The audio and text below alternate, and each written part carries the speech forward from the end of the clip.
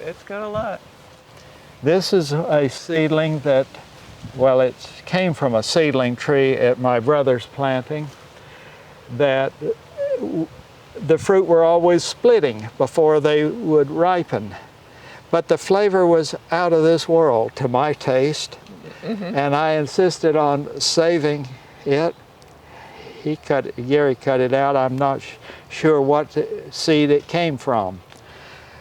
But I put it on a stump I had to share with another variety in the grove.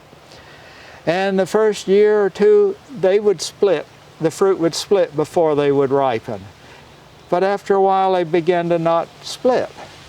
And the fruit was just outrageous to taste, at least to a few people that were tasting it and wanted me to save it. Well, the other variety on that stump was in preference to this one, so I knew I'm going to save that, so I saved it by cutting graft wood and putting it on a stump that was over here. And now this year I've got a whale of a good crop, and it is characteristic of how it does fruit.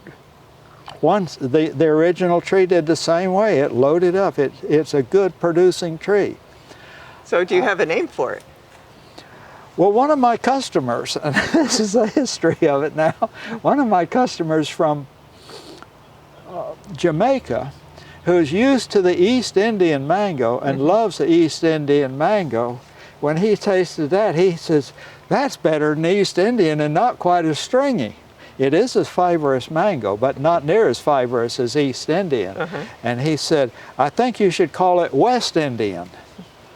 I don't know about that. But anyway, as time passed and I got to thinking about it, I'm not going to call it West Indian because that's going to be absolutely too confusing. True. So I'm going to call it a special name because of how it has endured through so many hardships and situations where people normally would have given up on it and cut it out. I'm going to call it Seminole. So that's the name that I am applying to this seedling that originated at my brother's place. I'm going to call it Seminole, and I don't have any of those mature yet, but you're going to get a sample. That would be wonderful. Give you something to look forward to.